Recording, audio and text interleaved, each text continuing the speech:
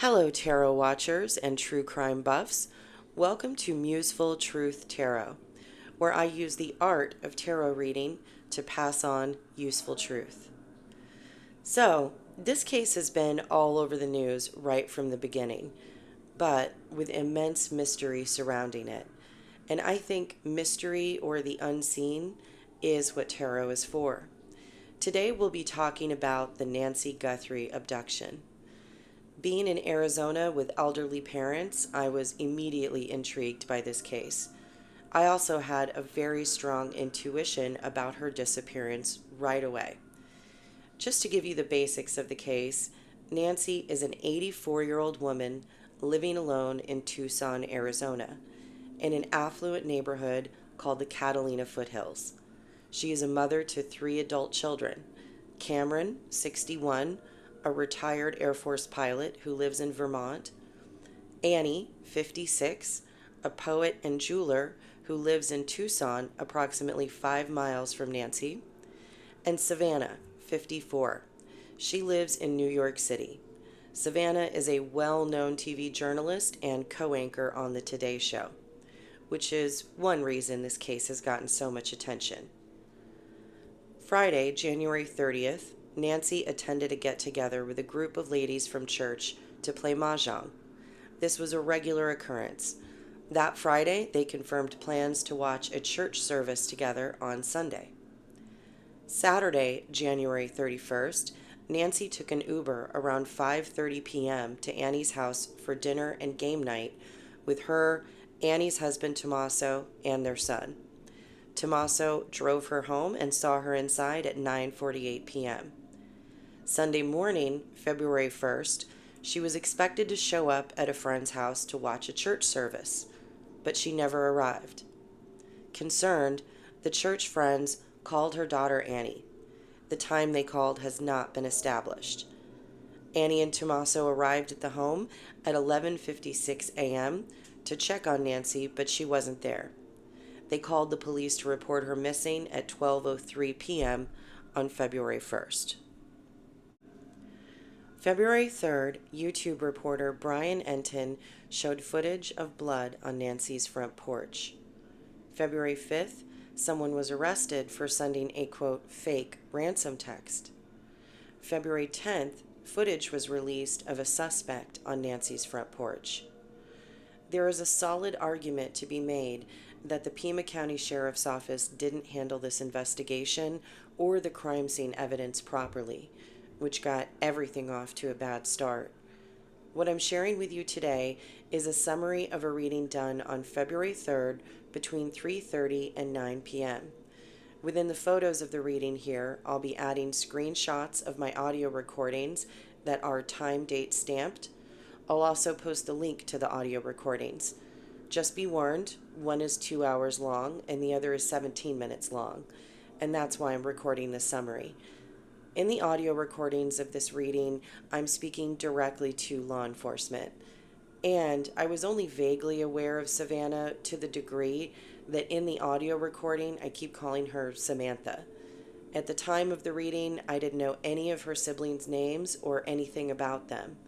The information or details of her siblings you'll hear in this video were obtained after the fact. I did 2 other readings as well, one on February 5th and one on March 6th. I felt so strongly about my readings, I contacted the Pima County Sheriff and the FBI to provide them as a tip back in February. This reading from February 3rd was done before we learned most of the information we have now, before anyone was suspected or detained, and before we knew really anything about the case. At the time, all we knew was that Nancy was missing. It was suspected that she was taken from her home and not that she walked away. Some of what I saw in this reading was later revealed to be true, and elements of the reading make much more sense now. For me, this serves as confirmation that I was correctly reading a good part of her energy and the energy of people surrounding this case. I won't be listing every card I pulled or giving definitions of the cards, but rather my overall interpretation of the spread. This summary will include the details of my reading that have been proven true. I will also include details I believe to be the most pertinent. You will hear me say things like, at the time, this is how I read it or saw it, but now I feel differently.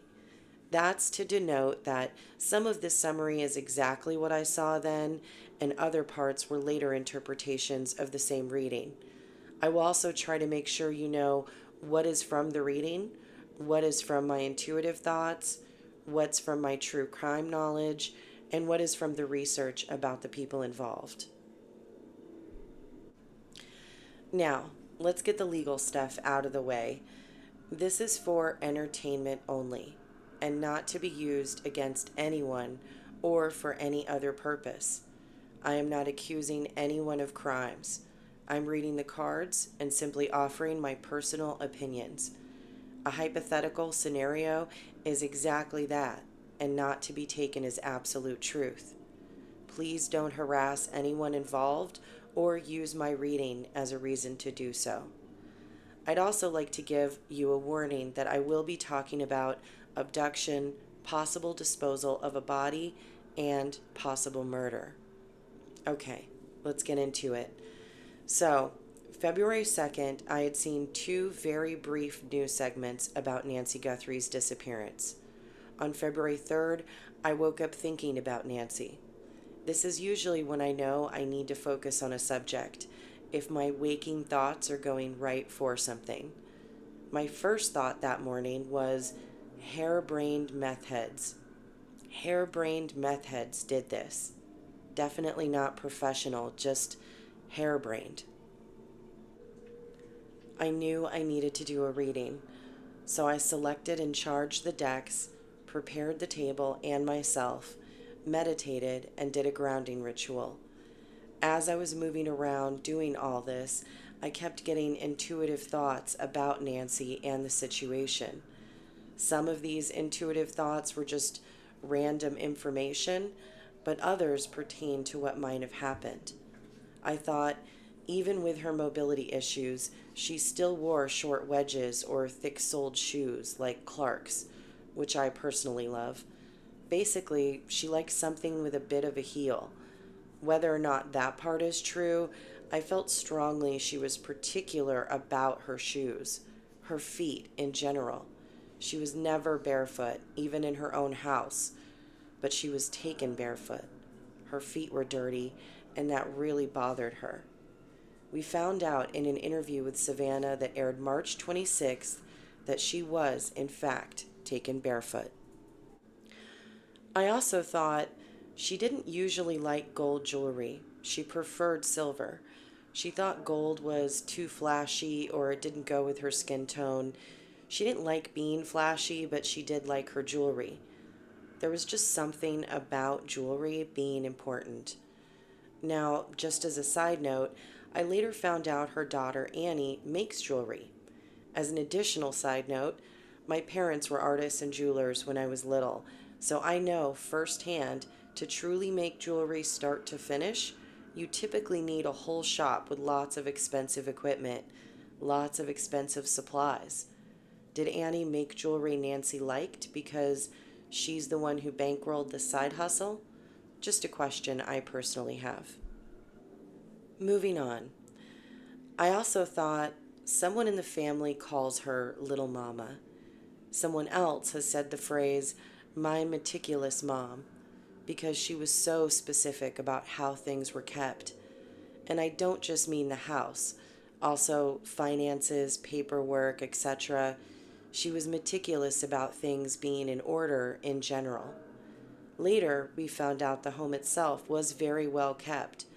I would bet it will be said at some point that she was meticulous. It's been mentioned in the news that she was a smart lady.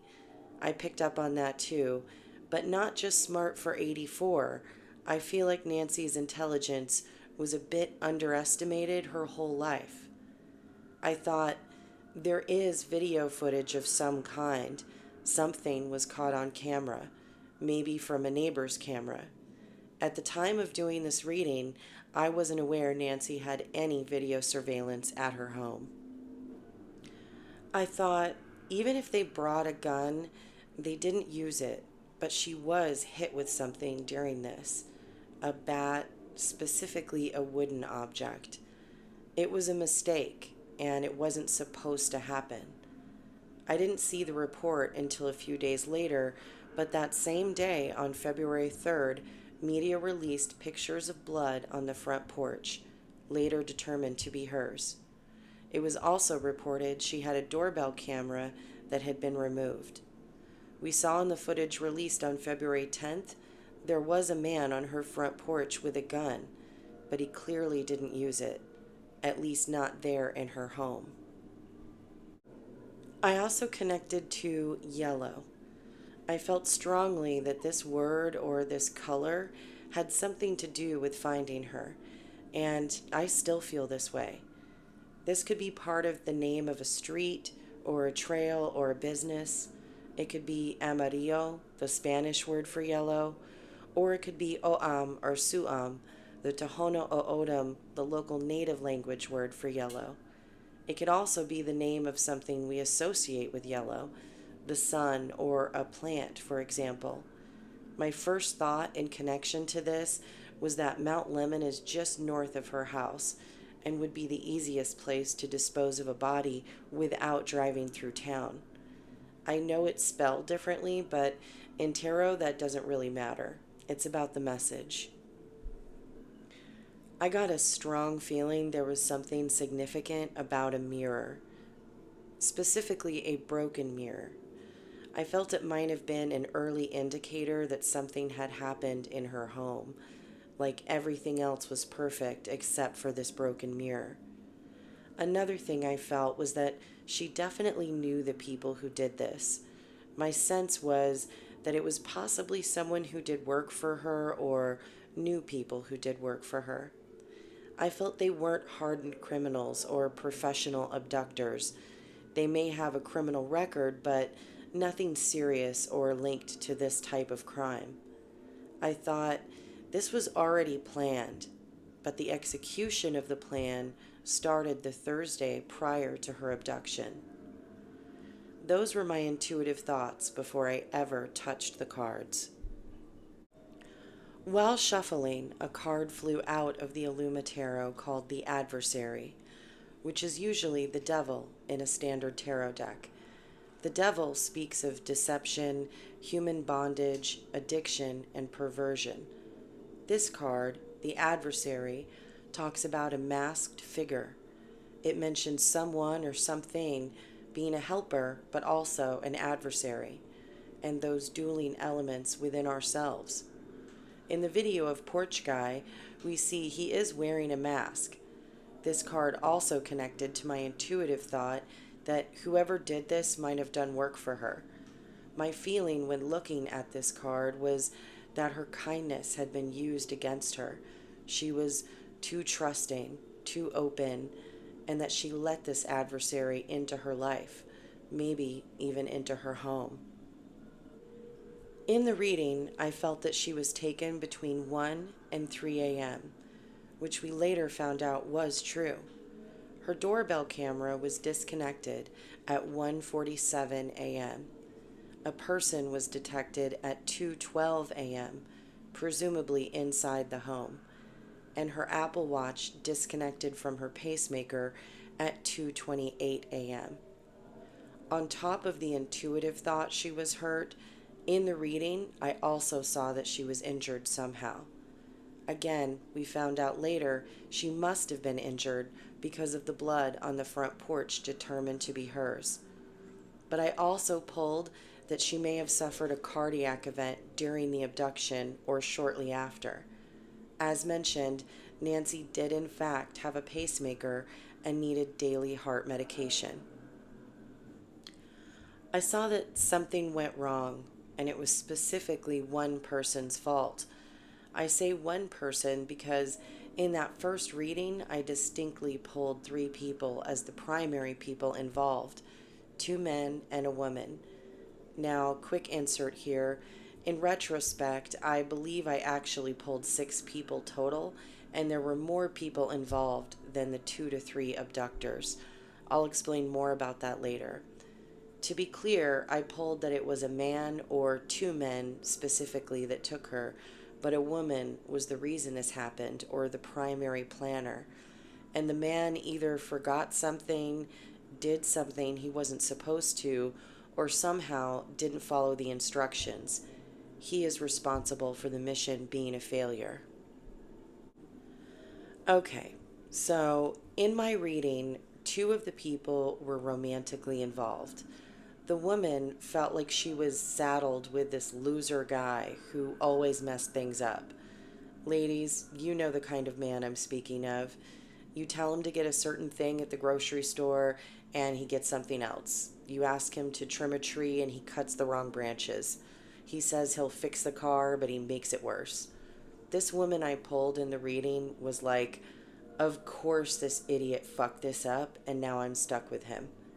In case you haven't been in a relationship like this, let me tell you that you can be with someone and even love them, but also not feel like you can trust them to take care of business.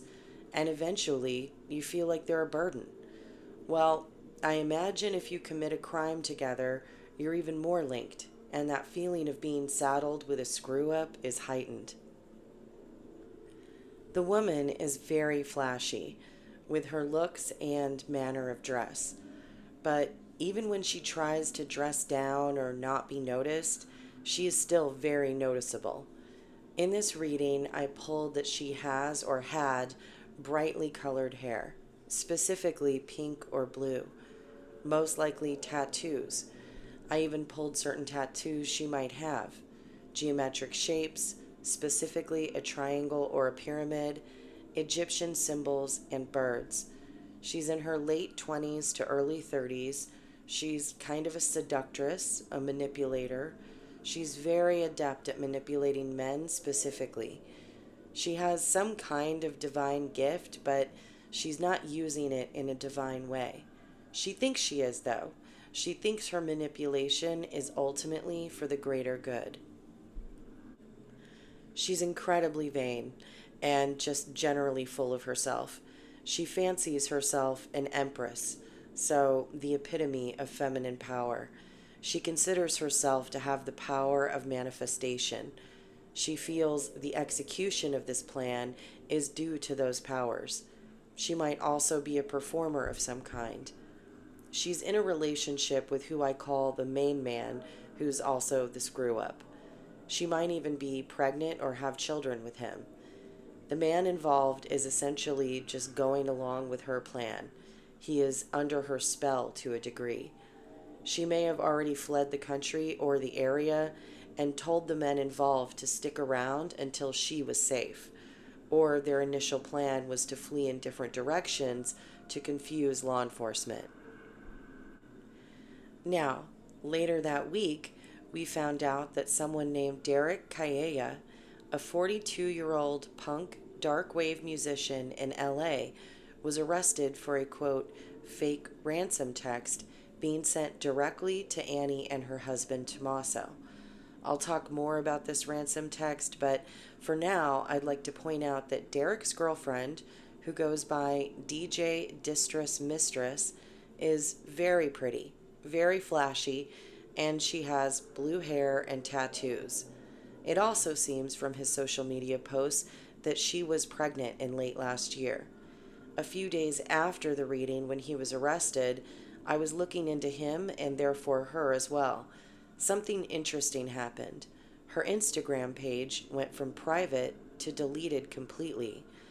I found that to be a little odd, especially for a DJ who are notorious promotion whores. Sorry for the language, but it's just the best word for it.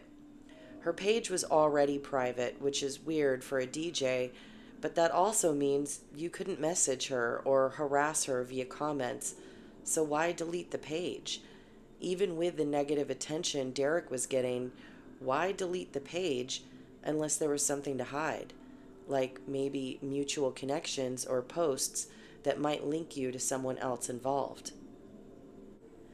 4 months later, while doing research for this video, I went back to his social media and quickly realized most of the pictures of his girlfriend and him together had been removed. He did miss one or two. In fact, in one picture, he mentions her first name, Ligia. He's also recently deleted his band's Instagram pages, which were both filled with pictures of them. But why? Why delete those pages now? And why delete all the pictures of her or them specifically? If she wasn't involved, I just don't see how this makes sense. The only thing I can think is that he was trying to protect her. But from what? According to social media, it looks like they've been dating since 2021. She's from Guatemala City, and they most likely met through the punk scene. Derek has had multiple one-man punk dark wave bands. One is called Secret Mutilator, another Walls of Poland. He also runs his own booking company called It's Only Death. There is a theme within Derek's music: violence, debauchery, sadomasochism, toxic love, and death, even murder. Now, that's not all that weird for a punk band, but even I, a self-described punk goth chick, felt it was a little disturbing considering the crime he's associated with. My punks out there will get this reference. His music, song themes, and stage antics are like Gigi Allen, Stiv Bators, Sisters of Mercy, and Skinny Puppy had a music baby. Which, I know, sounds pretty damn cool. Honestly, I like some of Derek's stuff, and he reminds me of people I know personally. But none of my wild punk friends would be involved in this kind of crime. I know firsthand that the punk community is very tightly knit, especially among musicians in Arizona and California. Most band people know or have some connection with almost everyone in the scene. When someone does promotion or booking, they have even more connections. Well, Tommaso, Nancy's son-in-law, has also been in a shoegaze post-punk band since 2007 called Early Black. I couldn't see if they have any mutual friends because Tommaso's pages were either non-existent or private, but I myself have mutuals with Derek. Derek has strong ties to Tucson. He's played there multiple times, as well as Phoenix a few times. He has a years-long collaborative connection to Tucson's own DJ Mojito, who I also have many mutual friends in common with. I want to add that I don't believe Mojito has anything to do with what happened, but he is important in terms of Derek's connection to Tucson. Derek also toured Italy, including the region Tommaso is from, in October of 2018. He seemingly has pretty decent connections there too. To sum this all up, it would be actually weird if Tommaso didn't have any mutual friends with Derek, and especially if he had none in common with Mojito since they're both Tucson based. It would be easy to assume Tommaso and Derek may have met or attended the same shows, which is pretty suspicious considering Derek sent this, quote, fake ransom text directly to Annie and Tommaso. The text itself is also odd. It's reported to have said, quote, "Did you get the Bitcoin? We're waiting on our end for the transaction," followed by a very brief, seconds-long phone call. To me, this sounds less like a ransom note and more like a co-conspirator checking in. I should add that after I finished this reading on February 3rd, Ashley Banfield said on Drop Dead Serious that a source told her Tommaso was the prime suspect, which was shocking to me. I didn't pull anything about the family in the reading, but I did get a strong sense she knew people involved and would have felt betrayed. It was also shocking to me because one of the cards I pulled does kind of look like Tommaso. More on that later. Pima County Sheriff's Department has denied that they have a prime suspect. There has been no formal implication that a family member is involved. nor have they mentioned Derek being connected to the actual abduction. Okay, I just felt all that info was necessary for context, but let's move on and get back to the reading. The main man, who is the screw-up, in my reading, I saw this person as dark-haired, dark eyes, light brown or olive-skinned. Think half Mexican, native, Italian, or Greek. He might have the nickname of Raven or have a raven tattoo. I got his age as being somewhere in his 40s to 50s. Definitely older than the woman, but not a huge age gap.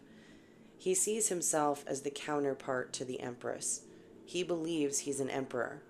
There is an element of ambition, but he's too foolish or feckless to actually make things happen. I saw him as someone who does things without thinking them through. Kind of a dumbass. People in his life might see him as a loser, like he always screws things up, or he's never gotten his shit together.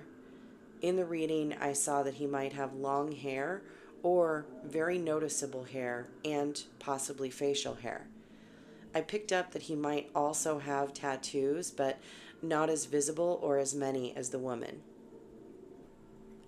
In the reading, this noticeable, possibly blue-haired woman and the man, these two were the primary people behind the abduction, but it was two men that took Nancy.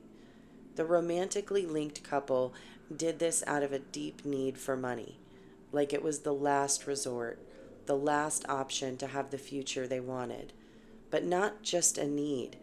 I also picked up that someone in this scenario felt this money was owed to them. They felt entitled to it. Though I wasn't considering family members at the time, I did pull multiple cards that spoke of inheritance or future wealth. All through this reading, it just kept saying, money, we need this money, it's our money, we deserve this money. They had been bad with money before, but they had a plan to use this money wisely. They almost thought of themselves as some kind of Robin Hood characters and believed this money would help other people too, not just themselves. For these reasons, they didn't have much or any guilt about this. There was an element of having to wait for the money, that money owed wasn't coming to them quickly enough, but also knowing they were going to have to be patient for all of this to pay off. I picked up that Nancy herself had been good with money. She wasn't materialistic, she knew money equaled safety, and so she treated it that way. She most likely had stocks, savings, financial assets that allowed her to be generous at times. She may have even previously loaned money to the people who did this. Getting back to who those people might be. Now, I think the physical and general descriptions fit Derek Calleja and his girlfriend Legia, but the exact card I pulled where I got a few of the descriptors actually looks like Tommaso, just him with long hair. Again, please remember this reading was done February 3rd, so before I knew there was suspicion about Tommaso and days before Calleja was arrested. When we got the footage of Porch Guy, it looks like he has olive or light brown skin and definitely has facial hair. Derek was freshly shaved in his mugshot. It seems that Porch Guy has a cupid's bow, a distinct shape to his upper lip that Calleja also has. But I think that could be a coincidence. I think it's likely Derek was the tech guy, that it was his job to handle the Bitcoin and possibly recruit the abductors. More about that in the next video. The third person. In the reading, I felt this third person was a man that was older, that he helped with the abduction. He wasn't necessarily a primary planner, but somehow knew Nancy. That if she knew this man was involved, she would feel betrayed. At first, I thought it was possible the woman manipulated this older man to help them, or he was duped somehow. But I also saw him as very wise, even someone who would consider himself a magician. However, this could be a form of mental illness as well. I saw that he might have a long beard, and that some people might consider him a loner, a hermit, just generally quiet or maybe even a bit weird. He's been in isolation or prefers to be isolated from others. Then there were these other two characters when I asked about planning, or what was behind this plan. Again, initially I thought these were the same people already mentioned, but I no longer believe that. One is a man, 40s to 50s probably, dark hair, dark eyes, distinct facial hair specifically, possibly a well put together kind of man, possibly an entrepreneur, but a failing one. This man appears normal on the outside, but has an off, creepy vibe, and is much more sadistic than people know or would even suspect. The other character is a woman. She is as mutually sadistic as the man. She might have brown hair, large breasts, definitely a white woman, and also very full of herself or narcissistic, but in a completely different way than the first woman. She has a deep sense of superiority. Based on how the cards came in, I think these two people are also in a relationship. Now, again, at first I thought this must be the same couple I initially pulled, but in retrospect, I don't think so. Total, we now have 5 people possibly involved to varying degrees, and 2 couples. To clarify, sometimes readings can be confusing at first. This is why I always audio record them. I think sometimes information can be mixed up or mashed together, and sometimes in cases like this, when theories start to form around the facts, some things can become clearer. This other, slightly older couple may see this younger couple, or said that they see them, as reflections of themselves, and that's why some of the descriptions were muddled, or why at first I saw the 2 couples as the same people. This much is obvious. Everyone involved wanted money and believed this was the best way to get it. There is also some amount of feeling this is all fair somehow, like they really talked themselves into this all being okay.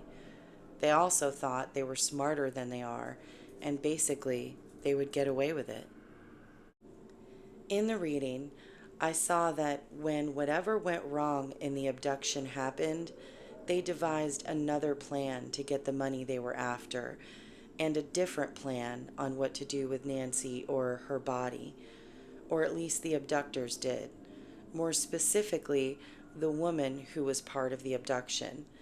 They thought maybe they could collect a reward or some other way of getting the money. At first, they were frantic and panicked, but then they calmed down and reevaluated the situation. Someone involved had a plan to be the hero after the fact and absolve themselves of responsibility. Like they thought, I'll return Nancy after there's a reward, or give information that leads to finding her. This will make me seem like the good guy or the innocent one in this situation. Well, we have heard about someone reaching out to TMZ asking for money in exchange for information on how to find Nancy's remains. Whether or not this person was legitimately involved or has real knowledge is up for debate. Something else that came up was a possible dark ritualistic element to what happened to her. As a practicing witch, I fully understand that many people view my spiritual beliefs as dark, evil, or even satanic. But let me assure you, it's far from that. Most Wiccans or pagans are peaceful, nature worshipping, and practice light or, quote, white magic. But that's not everyone. There are people involved in dark or black magic, which isn't inherently bad, but it can be. There are pagans who worship demons or malevolent deities. I know this sounds a bit wild, but go with me here.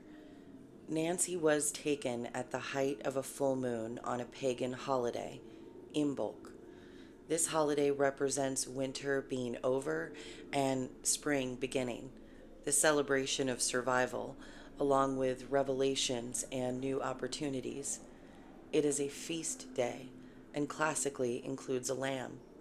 For someone practicing a dark form of witchcraft, this would be a prime time for sacrifice, blood magic, and manifesting power.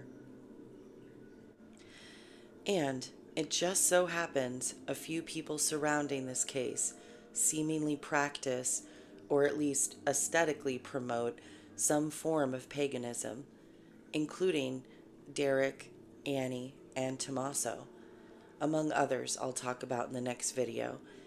I'm not saying this actually played a part in her abduction or probable murder, but I did see elements of witchcraft, belief in personal powers, and a dark ritual in the cards. At the very least, this is another interesting connection with the people surrounding the case. In the reading, I got another scenario that was very interesting. I still don't know quite what to make of it. This part of the spread talked about her church, and that someone in her church or someone at the gathering that watched church together was very two-faced. First of all, this was an ornate church, not like the majority of churches in the Southwest. This looked more like a church from the East Coast. Then we found out she did, in fact, watch a service from a church in New York City. So, this woman, she essentially attends service as a social function. She uses church as a sewing circle gossip group and to get more information on the churchgoers. It's like her pastime is gossip. She's very nosy, very judgmental, very gossipy. She basically desecrated the church time with the way that she talked about other people, namely Nancy. Something had gone on between them, an argument or disagreement some time back that led to this connection being strained and the woman to gossip more. Like, oh, that Nancy really thinks she's better than me, blah, blah, blah. I got the sense that this argument they had might have been political in nature, definitely has to do with opposing opinions. This woman would be the kind to always talk about others and to everyone, not just at church, but to her gardeners, her adult kids, her neighbors, and so on. This woman talked about private things Nancy told her, but also, I think, just made stuff up or assumed a lot. She absolutely lied to law enforcement when she spoke to them. Like she told police all was good between them and denied any smack talking, even though there might have been a tinge of guilt about who she told what. For example, if this woman told her gardener that Nancy had all this money because of Savannah being a TV star, and then her gardener was acting weird or never showed up again, this woman wouldn't say a word about that. Her pride and ego wouldn't let her be honest about it. She wouldn't want anyone to know her mouth got Nancy hurt or killed. The reason this was all so interesting to me is that it showed up as a seed of the reason this happened. How this connects to other possible or probable suspects is beyond me. But it was there, so I thought it was worth mentioning. The other reason this is interesting came recently. On the interview room, they mentioned speaking to one of the church ladies. I found the conversation and the woman's behavior with them, even her verbiage, to be very odd. At one point, she hung up on them, and she said, quote, "I'm glad you have a heart for keeping it in the public eye. And I've had my last interview about Nancy." Doesn't really sound like a very good friend, right? it immediately hit me as, this is probably the church lady I pulled in the reading. To be clear, I don't think this woman was involved in the actual crime or had any knowledge of it, but somehow I think she knows more than she's saying. I think she talked about Nancy in a derogatory manner prior to all this. I think she knows that her mouth might have caused some of it or planted the seed in someone's mind that Nancy was a good target. And I think she's lied or omitted all of this from police. Okay, moving on. What I pulled for Nancy's thoughts and feelings was hopeful at first. I did pull that she was injured, in pain, heartbroken, that she felt betrayed and she was cold. But she was carefully watching her surroundings. She was strong in her conviction that the right thing prevails, that good conquers evil. Her belief in God meant that she knew she was going to heaven. She had lived a good life, and these people could not take that from her. She knew if she survived, this would change her life completely. Her ability to trust, to be alone, to even watch a movie with an abduction scene. She knew this was going to traumatize her, but she wasn't really thinking too much about that. She was focused on her heartbeat and keeping herself calm. I also got that she was more worried for the other people in her life, her kids and grandkids, how this would affect them. Nancy came up as the high priestess, very knowledgeable, intelligent, strong, and spiritual. To me, it showed up as her kind of outwitting the abductors or trying to talk to them, appeal to their more sensible nature. Almost like she was saying, I'll help you get away with this and get your money. I haven't seen you. I don't know you. Just let me go. You haven't done anything irreversible. But if I don't live through this, it's going to be really bad for you. Now, all of this might have been what she was thinking and feeling in her last moments or over the last days of her life.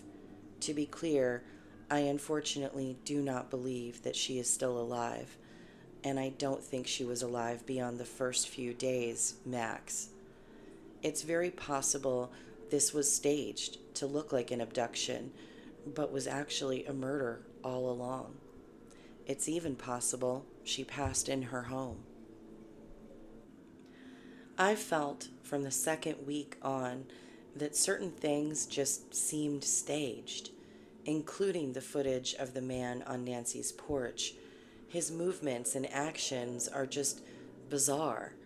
I've even questioned whether or not Nancy actually made it home alive on Saturday night, or if she was possibly drugged to make the abduction easier. There is a lot of suspicion around Annie and Tommaso. I feel for good reason. Not necessarily because of anything I pulled from this reading, but more from a true crime knowledge, matter of deduction, and common sense perspective. Nancy wasn't a low-income elderly woman. She has a famous, very wealthy daughter, yet she didn't have a subscription for her doorbell camera, a regular alarm system, a life alert bracelet, or a live-in caretaker. Annie was actually her caretaker. And the reality is that if even one of these circumstances were different, this abduction would have been near impossible. Also, who would know she didn't have any of this protection? If the family could easily afford these safeguards for their elderly mother with mobility issues, why wouldn't they have them? Somehow, I doubt Savannah never offered. I think it's more likely those offers were refused. It would stand to reason that Annie, the caretaker who lived 5 miles away, said, I got this, you don't need to pay for that, it's fine. Savannah might have even believed their mom did actually have a subscription for the doorbell camera and only found out she didn't after her mom went missing. Personally, I also thought Annie's behavior in the videos released was bizarre. In the first one, I caught a quick smirk followed by a very deliberate control of her facial expressions and no emotion. In the second, I felt she was acting, trying to show emotion that wasn't real. I felt her loud sobbing in front of Nancy's house was very performative. There was also a picture of Annie and Tommaso leaving their house and covering their faces. Have you ever seen a victim's family do this? To my memory, I haven't. It's something suspects do. It's something people do when they leave court. It's something you do when you don't want the media or the public to scrutinize your facial expressions. To add to all this, Pima County had Annie and Tommaso's vehicle impounded for 7 weeks. They also searched their home multiple times, took pictures, and were seen removing something in what looked to be an evidence bag. Those are not things law enforcement would typically do if these two people weren't somewhere on the suspects list.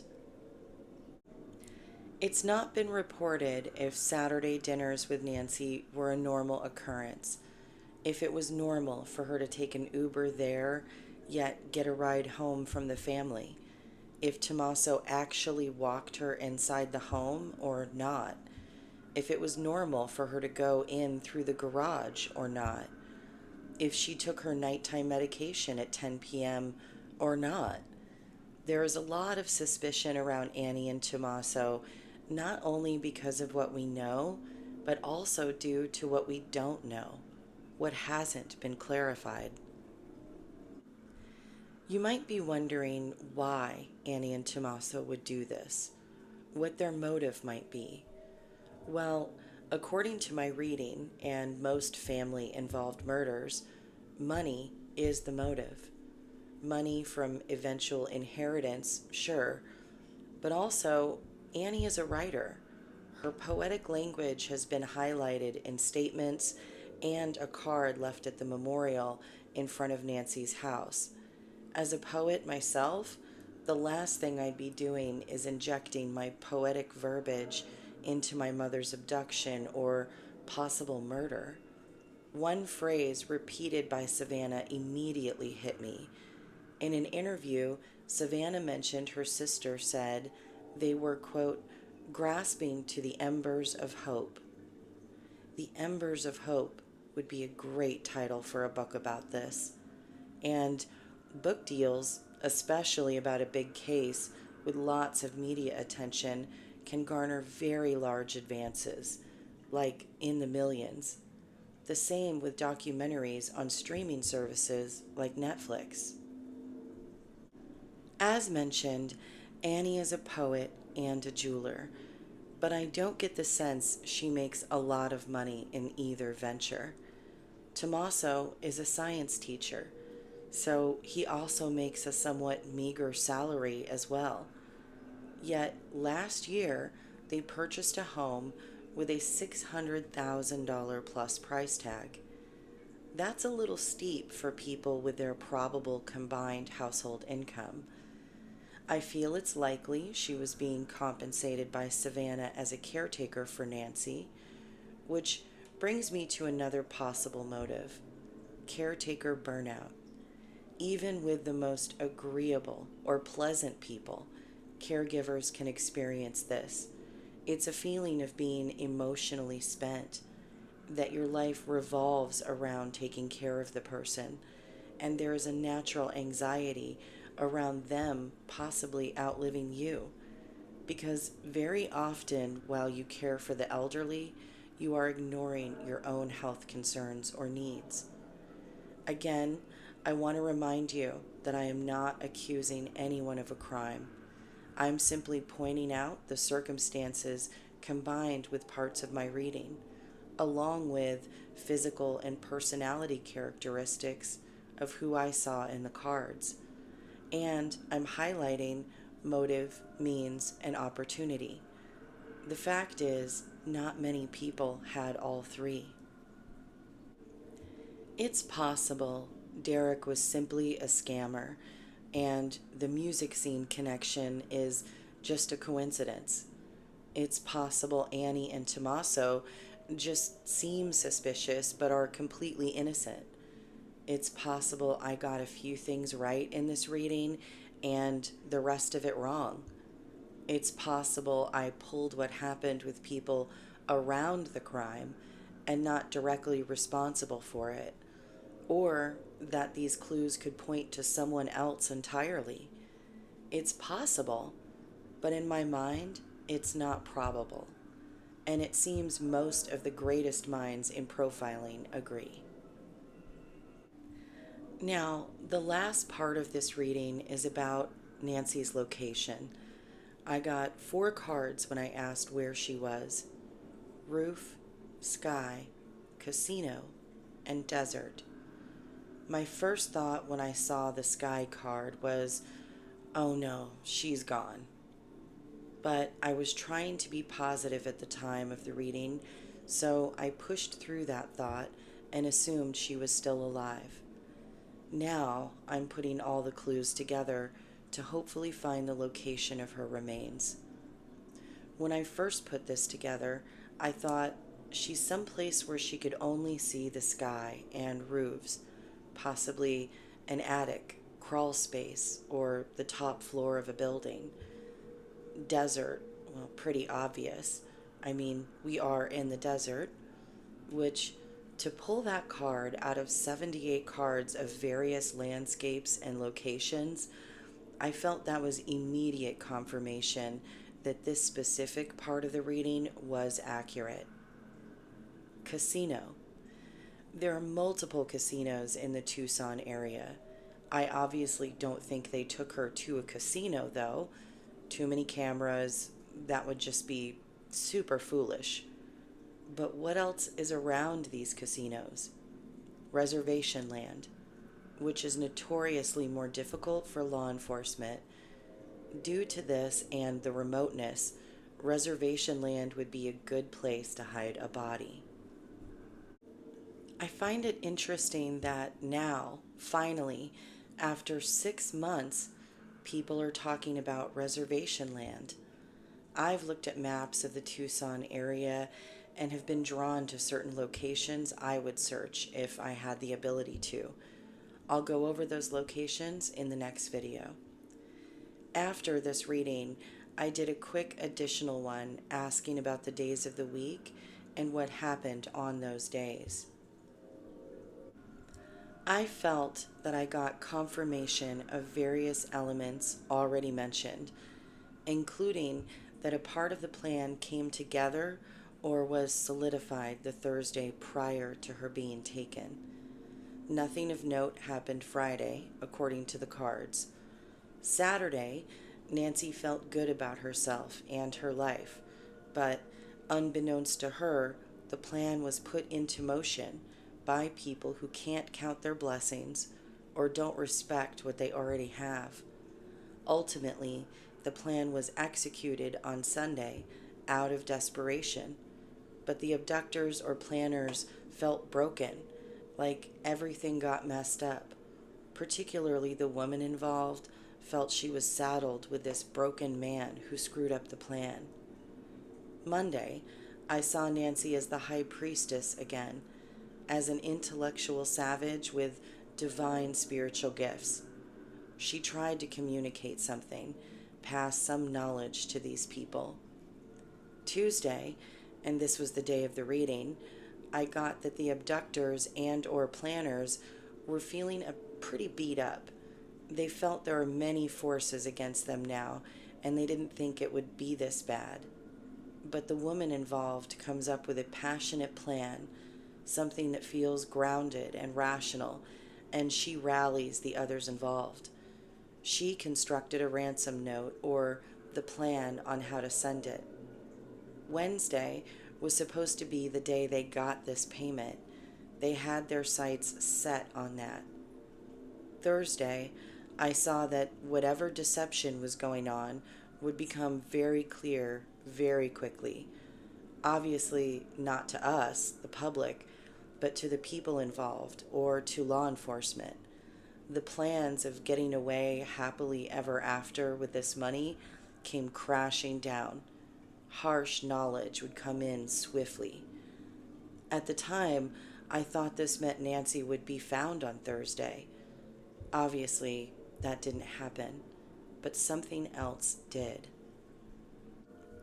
Derek Calleja was arrested that Thursday, February 5th, for the odd ransom text sent the day before. This so eerily matches what I pulled for those days, I don't think it can be a coincidence. I learned of Derek's arrest that Friday, but at the time, I thought he was just a scammer. Until I started to look into him and his Tucson connections, and then put that together with my reading, I didn't take him seriously as a suspect.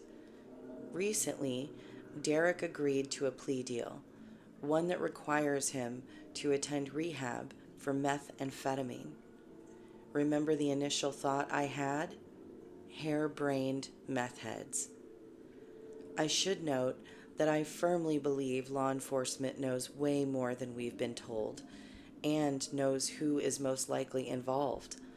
I believe in the next few months we'll learn much more about this case, and more of my reading will be proven true. Again, the links to the time, date, stamped audio recordings of this first reading will be available if you are questioning my timeline. None of this is made up, exaggerated, or skewed to fit the timeline we now know, or any specific narrative or suspect. This is what I intuitively felt and saw in the cards. Hopefully, I've been very clear about what I saw then and how I see it now, along with being clear about what parts of this are from my armchair detective skills. If you have any questions about any of this, please comment. I'll do my best to answer every single one. Also, let me know in the comments what your theories are. Okay, well, that's the summary for this reading. I hope you enjoyed it, or at the very least thought it was interesting. I certainly did back on February 3rd, and actually, I still think it's interesting and already eerily accurate. Now, the next two readings, I got a bit more about who these people are, who might have done what, and where Nancy might have been buried. So, watch out for my next video on those readings, as well as my live update reading on this case. If you enjoyed this video, please hit the like button and subscribe to get more of my content. Take care of yourself and the ones you love.